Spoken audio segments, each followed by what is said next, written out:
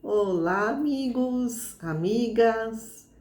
É uma alegria estar aqui aprendendo com a doutrina espírita, com o Evangelho de Jesus. Que tal nós pensarmos no sentido da nossa vida? Será que a morte dá algum sentido à nossa vida, a forma como a compreendemos? A morte é uma parte natural da nossa vida. A gente vai ter que enfrentá-la mais cedo ou mais tarde, quer queiramos, quer não. E há duas formas de lidar com a morte: ou ignorá-la, ou encarar a ideia e passar então a refletir sobre a nossa vida. O livro tibetano da vida e da morte, esse é o título do livro, Livro Tibetano da Vida e da Morte, escrito por Sagyal Rinpoche, traz no prefácio uma mensagem de Dalai Lama, onde ele escreve que, ao saber que não podemos escapar à morte, nós não precisamos ter nenhuma preocupação a respeito dela.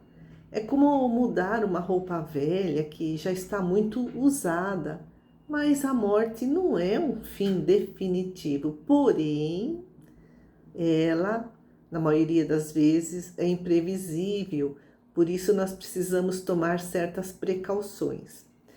E ele fala, o Dalai Lama, se nós queremos morrer de uma forma pacífica, nós não podemos ter a esperança de morrer desse modo se as nossas vidas se tiverem pautado pela violência, pelo apego, pelo medo. Diz ele, se queremos uma morte pacífica, precisamos cultivar a paz em nossas mentes. Se desejamos morrer bem, temos de aprender a viver bem.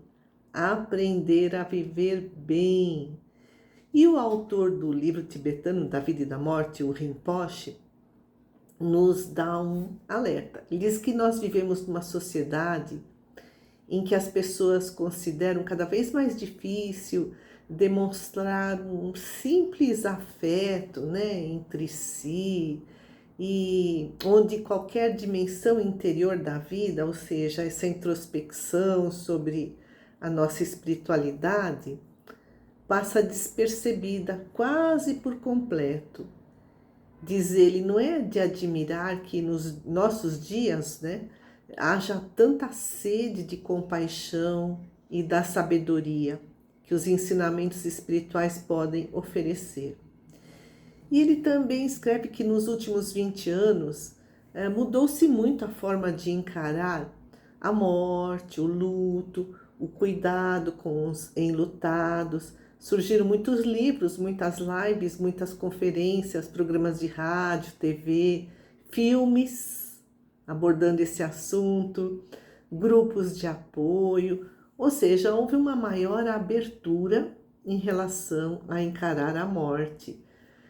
Houve uma maior compreensão sobre ela e também uma ampliação em relação aos cuidados aos doentes terminais, cuidados paliativos e aos enlutados. Diz ele, no mundo todo as pessoas estão dando uma maior importância às questões espirituais. Por exemplo, nas faculdades, na área de saúde, já há cursos de espiritualidade e medicina, mas, apesar de tudo isso, a negação da morte continua a prevalecer, diz Rinpoche. Ainda há carência de prestação de auxílio e conforto espiritual aos doentes terminais, aos enlutados. Apesar de tantas conquistas tecnológicas, a sociedade ocidental não tem uma verdadeira compreensão da morte, o que acontece durante a morte, para onde vamos depois do nosso desencarne. Para muitas pessoas, inclusive, a morte significa aniquilação, perda completa de tudo. E outras acham que o simples fato de falar sobre a morte é algo mórbido, pesado e que pode atrair a morte. Outros, diz o Rinpoche, encaram a morte com uma leviandade ingênua, irrefletida, né? Aí não preciso me preocupar com ela, né? Não vou morrer tão já, né? São duas atitudes opostas. Evitar a morte, de pensar na morte, de falar sobre a morte, ou negligenciá-la. Isso tudo está longe de se compreender o verdadeiro significado do que seja a morte. E todas as grandes tradições espirituais, o cristianismo, o islamismo, o budismo, nos ensinam que a morte não é o fim. Todas transmitem alguma ideia da vida futura, e essa ideia da vida futura nos faz pensar em viver o aqui e agora com mais responsabilidade, entendendo que a vida é sagrada. O Rinpoche, no livro tibetano, escreve: mas apesar destes ensinamentos, a sociedade moderna é, de um modo geral, um deserto espiritual. Olha o termo que ele usa, deserto espiritual, onde a maioria imagina que esta vida, esta aqui, né, encarnada, é tudo que existe. E muitas pessoas não têm fé na vida futura, não acreditam que haja uma vida, uma continuidade da nossa existência após a morte do corpo físico, e por isso vivem as suas vidas aqui desprovidas de qualquer verdadeiro significado.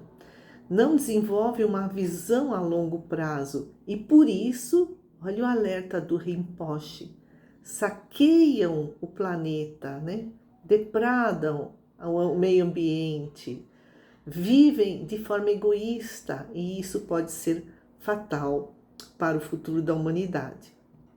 Aí o Rinpoche cita uma fala de José Antônio Lutzenberger. Ele foi agrônomo, escritor, filósofo, paisagista, ambientalista e foi ministro do Meio Ambiente em 1990.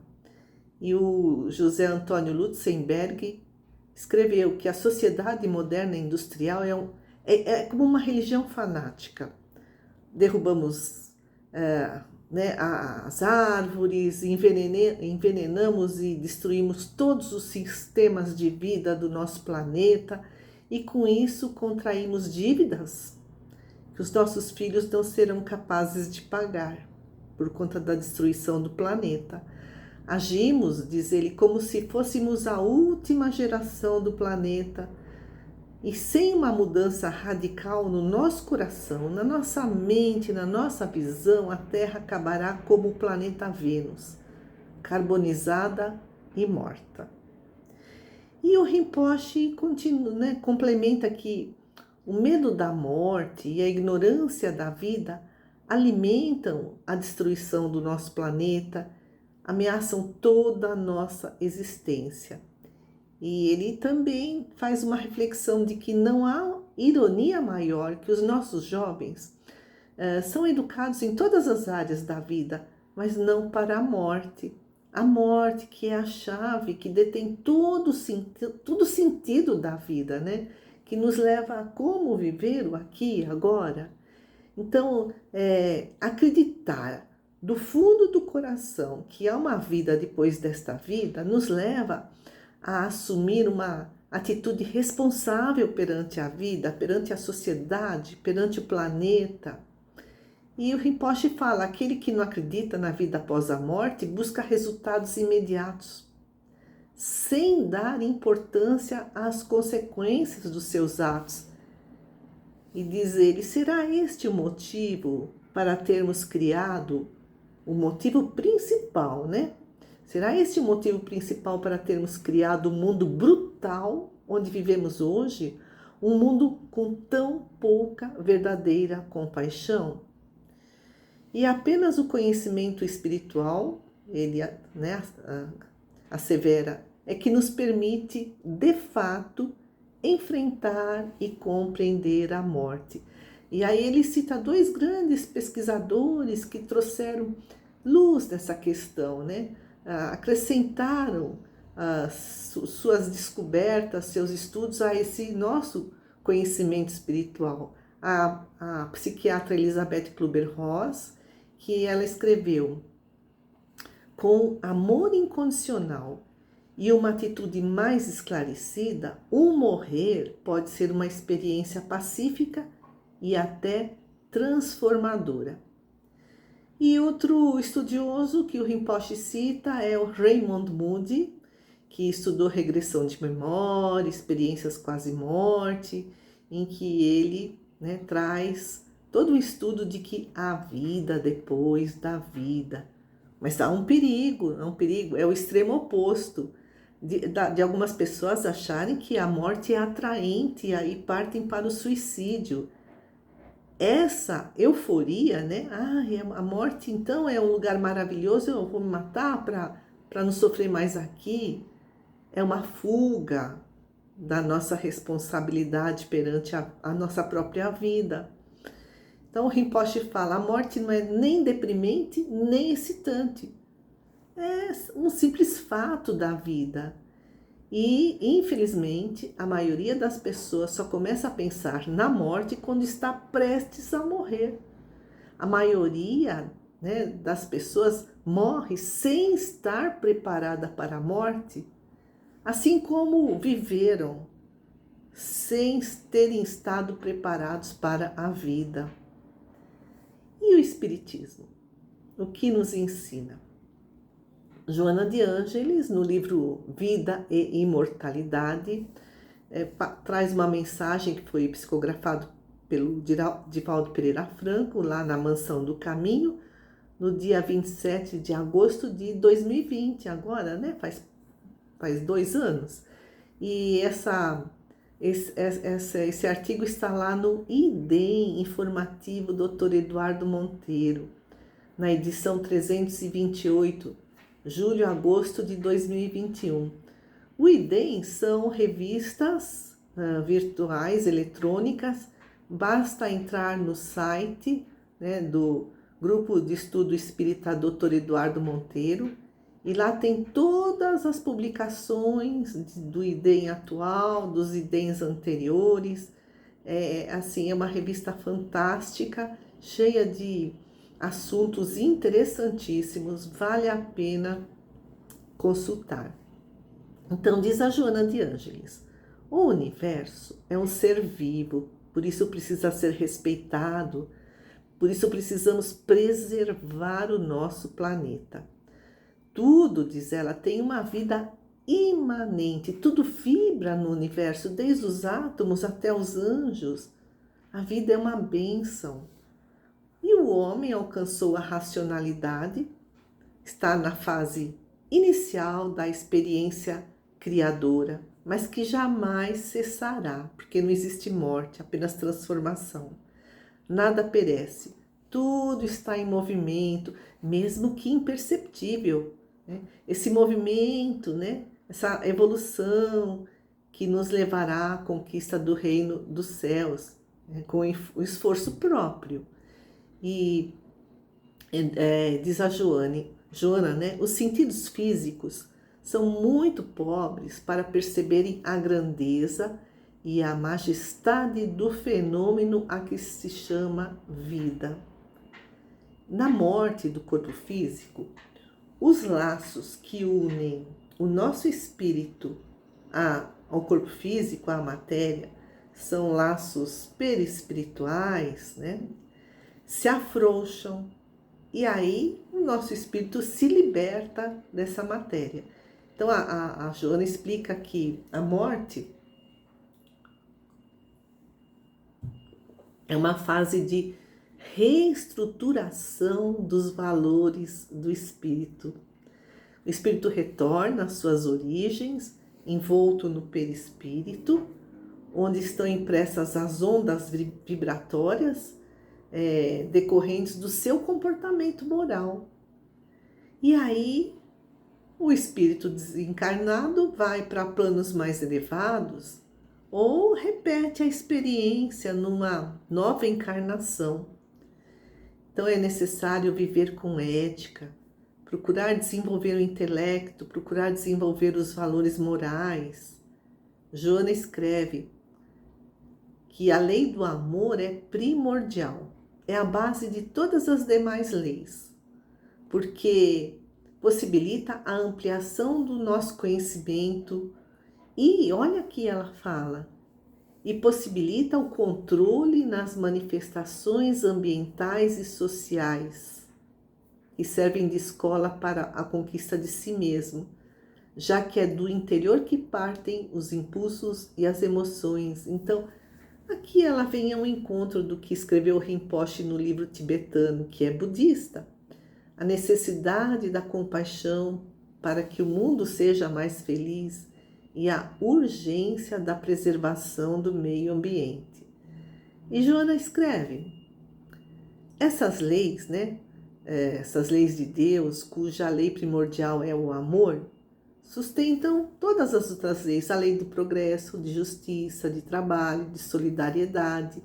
E de tempos em tempos somos chamados a prestar contas dos recursos que nos foram confiados, nossos talentos, nossas capacidades, nossa inteligência, os bens materiais que estiveram à nossa disposição. Ou seja, somos chamados a prestar contas, como os utilizamos. Trata-se da morte, esse chamamento, onde são conferidas nossas atividades, como vivemos e o que fizemos da nossa vida. Como o Rinpoche nos explicou, a morte é uma chave para que possamos entender o sentido da nossa vida.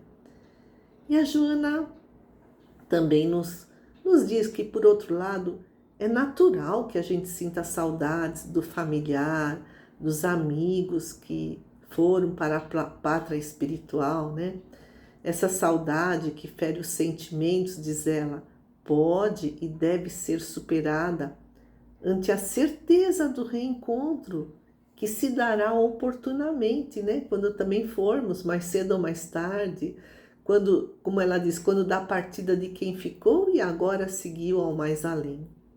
Então ela fala-nos, não te deixes abater ou retirar o sentido existencial quando alguém amado for convidado a retornar antes. Porque muitas pessoas, quando entram no processo de luto, perdem até o seu sentido de vida. E ela fala, não te deixes abater ou retirar o sentido existencial quando alguém amado for convidado a retornar antes. Então, qual o sentido da nossa existência? Ou seja, qual o motivo de estarmos aqui, vivendo neste mundo, com quem vivemos, da forma como somos? Qual a finalidade disso tudo? Isso é o sentido existencial, o motivo e a finalidade, o porquê e o para quê de existirmos. E a Joana fala, prossegue amando e recordando os momentos felizes que viveste ao seu lado, ao lado daquele que partiu, daquele ente querido, e faze o bem em sua memória, maneira eficaz de demonstrar-lhe a gratidão pelas dádivas que foram fruídas ao seu lado.